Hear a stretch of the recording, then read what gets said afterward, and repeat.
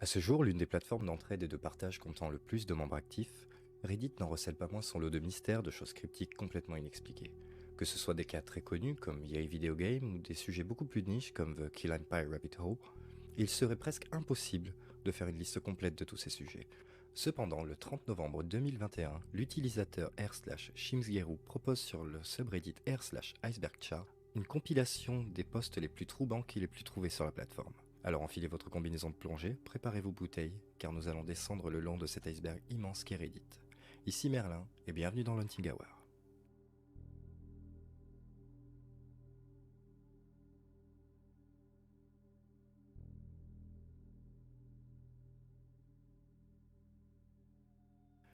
Il m'est déjà arrivé, tout comme à vous j'imagine, d'oublier le titre d'un jeu vidéo auquel je jouais quand j'étais plus jeune.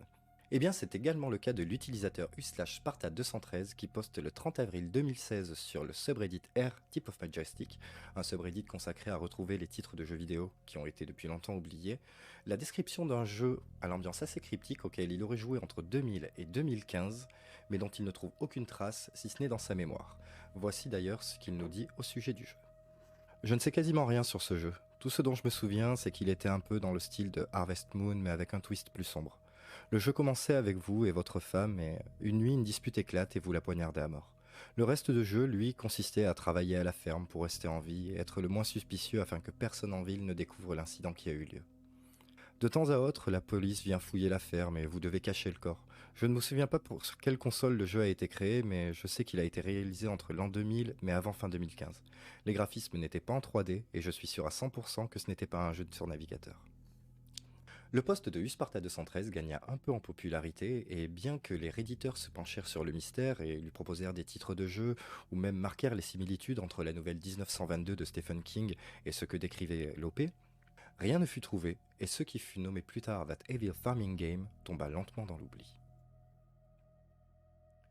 Jusqu'en décembre 2018 où un autre utilisateur du nom de David Spade AMA poste lui aussi sur le sub R Tip of My Joystick la description d'un jeu à l'ambiance similaire à celui de Sparta 213. Il y avait ce jeu que j'avais téléchargé en 2006 avant d'upgrader mon PC et de l'effacer. C'était un jeu de ferme dans le style de Stardew Valley, où on tuait notre femme et après on continuait en prétendant le contraire. C'est à peu près tout. Travailler à la ferme et s'assurer de ne pas être démasqué. Il y avait aussi un mini-jeu de pêche, Edit. Ce n'est pas un jeu pour enfants ni un jeu fait sur RPG Maker. Je l'ai trouvé sur un site de développeurs indé. Il y avait aussi un écran entre chaque jour qui montrait la date in-game et l'un des personnages était un vieil homme avec une barbe blanche. Troublant, non ? Eh bien, c'est également l'avis de la communauté. D'ailleurs, on trouve même sous le post un commentaire qui lit directement vers celui de Sparta 213 et pointe énormément les similitudes entre les deux jeux. Deux autres posts furent également trouvés sur un jeu similaire mais très rapidement débunkés par Sparta 213 ou même par la communauté, et à ce jour, That Evil Farming Game n'a toujours jamais été trouvé et l'OP est toujours à sa recherche. Alors, que ce soit une creepypasta, un jeu qui soit impossible à retrouver tout simplement car il n'a jamais existé, ou même encore les confessions d'un meurtrier comme certains ont déjà pu le théoriser, That Evil Farming Game restera toujours un mystère. Alors celui-ci c'est un tel terrier de lapin qu'il mériterait une vidéo pour parler de lui tout seul. Savez-vous ce qu'est une key lime pie ? Eh bien la key lime pie c'est tout simplement une tarte au citron vert qui vient de la région des Keys en Floride, dont elle tient d'ailleurs son nom.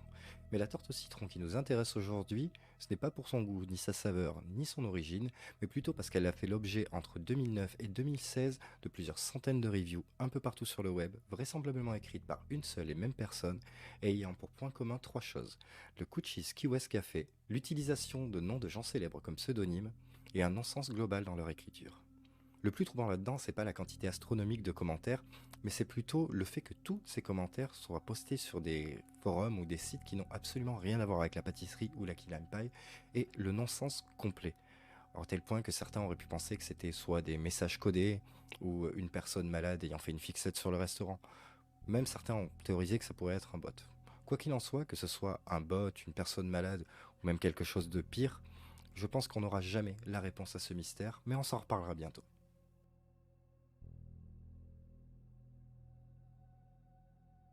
Ubisoft goes bye-bye Steamwork always on the AM.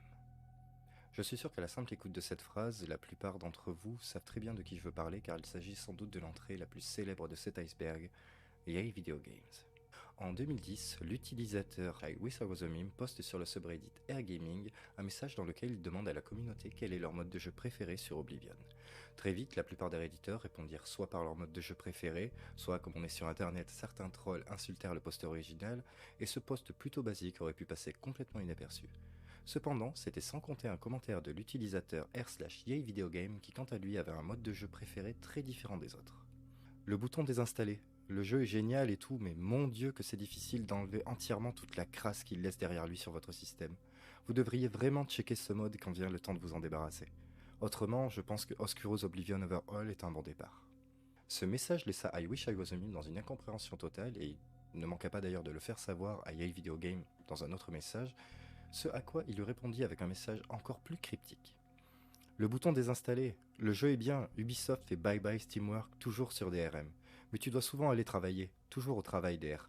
Regarde la crasse qu'il laisse derrière toi. I Wish I Was a Meme lui répondit alors que son message faisait encore moins de sens que le précédent, et pour seule réponse, l'utilisateur reçut en boucle le même commentaire contenant la phrase Ubisoft goes Steamwork bye bye always on DRM, écrit de façon complètement anarchique plus de 4000 fois.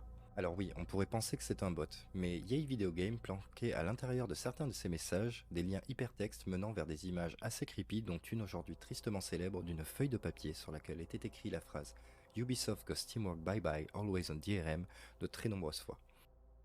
Il n'en fallut pas plus pour que la communauté Reddit se lance à bras ouverts dans le mystère et un subreddit lui fut même entièrement consacré. Mais c'est seulement quelques mois plus tard que l'utilisateur u/solegiths découvrit le subreddit r/cleanliness référençant plus d'une dizaine de comptes semblables à celui de yayvideogame.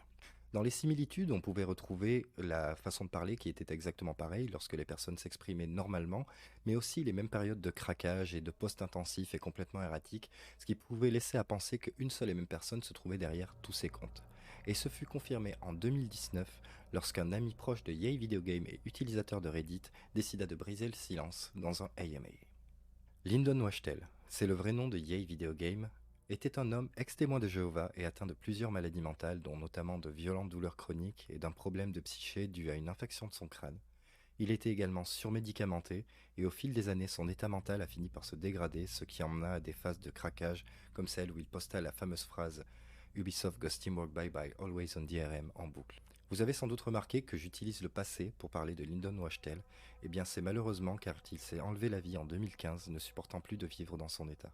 Le mystère yayvideogame trouvera donc ici une réponse qui pour moi est sans doute une des plus tristes que l'on pouvait imaginer. Alors celui-là, je sais pas comment l'introduire à part en disant que cet utilisateur a peut-être pris la phrase ta mère un peu trop au premier degré. En février 2012, un utilisateur anonyme dont le compte a depuis été supprimé poste un Ask Me Anything sur Reddit avec un titre qu'on n'aurait pas pu faire plus explicite. Je suis un homme qui a eu des relations sexuelles avec sa mère. Donc voilà, on est à la première strate de l'iceberg, bienvenue chez les Lannister. Bref, voilà le post. Quand j'étais ado, j'ai eu des relations sexuelles avec ma mère. Je pense que nous pourrions caractériser tous les deux l'expérience comme positive. Vous êtes libre de me demander ce que vous voulez, mais je ne parlerai de rien qui puisse révéler mon identité. Récemment, ma mère et moi avons parlé avec un chercheur qui étudie les cas d'inceste non traumatisants. Il prépare un papier sur le sujet. Je ne fais pas l'éloge de l'inceste et pour quelconque raison, ça a marché pour nous. Alors moi personnellement, ma première réaction ça a été de me dire what the fuck, c'est un fake, c'est pas possible. Il a été adopté, c'est sa belle-mère. Mais non, un peu plus en dessous, l'utilisateur nous précise les conditions dans lesquelles cette chose est arrivée. Ce jeune homme s'était cassé les deux bras et sa maman lui a donné un coup de main, le tout en étant entièrement connu du père. Le père savait très bien ce qui se passait. Euh, je vois pas quoi dire de plus. Si vous voulez vraiment connaître l'histoire, allez lire le post, il est toujours disponible. Mais je vois pas ce que je pourrais dire de plus constructif là-dessus. Alors, il n'y aura pas d'image ni de passage choquant dans cette histoire, mais je me dois de faire un petit disclaimer, car si le sujet de la cruauté envers les animaux vous touche réellement, je vous conseille de passer à l'histoire suivante. En 2012, un utilisateur du nom de u/concerneddat1965 pose sur AskReddit une histoire dans laquelle il fait face à une problématique assez grave et où il demande le soutien de la communauté. L'OP nous explique qu'il possède un labrador âgé de 7 ans du nom de Colby, qui habituellement est un chien plutôt enjoué, très affectueux, mais qui depuis quelque temps a un comportement plutôt descendant. Il cesse de manger, il coupe plutôt ses contacts avec les gens, et il semble assez dépressif. Si au début l'utilisateur a mis ça sur le compte de la météo, ou un petit changement d'humeur, au bout de 2 semaines, il se décide quand même d'emmener son chien chez le vétérinaire. Je l'ai emmené hier, et après l'examen, le vétérinaire m'a dit que notre chien avait... Son anus présente des lésions que seul un truc pareil pourrait causer. Là, je suis très énervé. Qui pourrait vouloir faire ça à un chien? À partir de ce moment-là, tous les scénarios possibles s'enchaînent dans la tête de l'utilisateur. Est-ce que ça peut être le jardinier pendant qu'il était venu couper la haie, un voisin avec des idées saugrenues? Chez lui, seul lui, sa femme et leur fils de 15 ans vivent à la maison, mais en pensant à ce dernier, il lui vint une boule au ventre, et il se décide que lorsqu'il rentrerait chez lui, pour disculper son fils, il irait jeter un coup d'œil dans sa chambre. Je ne sais pas ce que je m'attendais à trouver, mais rien de criant de culpabilité en tout cas. Jusqu'à ce que je regarde son historique de navigation. J'ai trouvé qu'il avait consulté un forum récemment, ainsi qu'un site avec des photos de ce genre de pratique.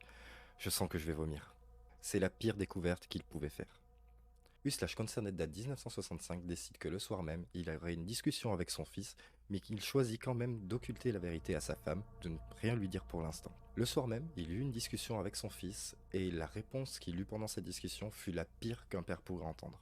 Son fils de 15 ans lui admit avoir abusé de leur chien avec le manche d'une brosse à dents.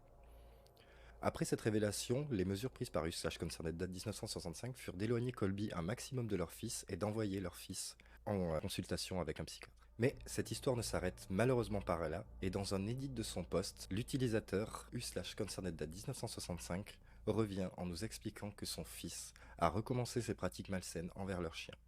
À partir de ce moment-là, l'utilisateur décide de prévenir sa femme, mais la réaction de sa femme ne fut pas du tout celle qu'il s'imaginait, et celle-ci l'accusa, lui, d'avoir abusé de leur chien. Après un long moment de silence, l'utilisateur revint sur Reddit pour poster un dernier post dans lequel il nous explique que Colby a été mis en adoption, que leur fils va à présent en psychanalyse, mais qu'il a vu sa famille littéralement voler en éclats. Alors, on peut se consoler en se disant que Colby va bien, mais j'aimerais aussi qu'on ait une pensée pour Lopé, qui lui a vu sa famille littéralement se détruire. Bien, nous avons passé ensemble donc cette première strate de l'iceberg, c'est très bien. Je vous propose de descendre maintenant au ras de l'eau, de nous rapprocher un peu plus du glaçon pour aller voir les autres sujets qu'il recèle. Alors, celui-ci va être plutôt rapide et peut même prêter à sourire, hein. En 2015, un utilisateur anonyme, dont le compte a depuis été supprimé, nous raconte une histoire de jeunesse dans laquelle il nous explique que lorsqu'il était plus jeune, il faisait des merdes si énormes qu'elles bouchaient systématiquement la tuyauterie de la maison de ses parents, et que la seule solution qu'il a trouvée pour pallier à ça était de découper le tout dans la cuvette pour arrêter de le boucher. Voilà, y a rien à dire de plus, mais si vous voulez aller voir et lisez les commentaires, c'est assez drôle par moment, vraiment. Alors celui-là, je vais pas vous mentir, dans mon script, il y a marqué non, non, non et non. Donc allez directement sur Reddit, parce que je lirai pas ça. Alors, si vous êtes en train de manger devant cette vidéo, je vais vous demander d'arrêter tout de suite. Alors, on n'est pas au niveau de dégueulasse de l'histoire précédente, mais je vais quand même vous demander d'arrêter de manger, parce que si vous vomissez, je ne veux pas être tenu pour responsable. En 2017, l'utilisateur u/CoconutFurway69 poste sur Reddit l'histoire dans laquelle il nous raconte que lorsqu'il était, selon ses termes, un adolescent en rut, il a eu la merveilleuse idée de creuser une noix de coco afin de se satisfaire à l'intérieur. Plusieurs fois, pendant plusieurs semaines. J'ai pas besoin de vous faire un dessin, une noix de coco, comme tous les autres fruits, ça pourrit. Donc un jour, ce cher jeune homme s'est retrouvé à vouloir se satisfaire une fois de plus avec le Billy Bally Bob complètement recouvert de semences moisies et d'asticots. L'utilisateur nous précise également que dans la panique, il a lancé la noix de coco sur un mur, répandant le contenu de celle-ci partout dans sa chambre. Je vous avais dit d'arrêter de manger. Alors on continue sur le thème du Billy Bally Bob avec cet utilisateur Worthless319 qui, lui, sous un mauvais trip sous DMT, a eu la merveilleuse idée de se castrer avec 4 balles à la base des testicules et après les cuisiner et les manger. On pourrait se dire que c'est un fake, mais l'utilisateur a rajouté dans son post des liens Imgur montrant les vidéos de la dite opération. Alors je sais déjà que les plus fuckés d'entre vous sont déjà en train de courir sur Reddit pour essayer de trouver les images, ne comptez pas sur moi pour les mettre, même floutées. Euh, Faites ce que vous voulez. Alors, un peu plus de légèreté avec celui-ci, et ça va faire du bien. Alors, nous allons parler ici de l'utilisateur u/Eric R, aka Eric, et l'utilisatrice u/Another Little Piece, aka Annie. En 2014, Eric poste un thread sur Reddit dans lequel il nous explique que lui et sa femme avaient pour habitude, à chaque jour de paye, d'aller manger au restaurant. Que ce soit un nouveau restaurant à chaque fois, ou même refaire des endroits qu'ils avaient bien aimés. Leur petit rituel dura pendant plusieurs années, mais malheureusement, au bout de 15 ans passés ensemble, les deux divorcèrent. Malgré le divorce, Eric, quant à lui, continua la petite routine d'aller manger au restaurant à chaque jour de paye, mais malheureusement, au bout d'un certain temps, le fait de manger seul commença à lui peser. Et c'est pourquoi, dans son post, il proposait à quiconque le voulait de venir manger avec lui une pizza à Petaluma la semaine suivante. C'est alors qu'il fit la rencontre d'Annie qui, elle, posta un commentaire en dessous. Commentaire qui allait débuter la plus longue conversation par message interposé de l'histoire du site. Quelle offre intéressante! Je ne suis pas proche de Petaluma, mais j'espère que tu trouveras preneur. Tu sembles être quelqu'un avec qui j'aurais pu m'entendre si nous avions été collègues ou amis. Je pense que ça pourrait être intéressant de discuter platoniquement de nos intérêts communs ici en plus de un ou deux commentaires. Annie explique également dans un commentaire en dessous de son propre post que si elle désire que la conversation reste publique par message interposé et non pas par message privé, c'est tout simplement car elle partage déjà sa vie avec quelqu'un et qu'elle souhaite être entièrement transparente avec celui-ci.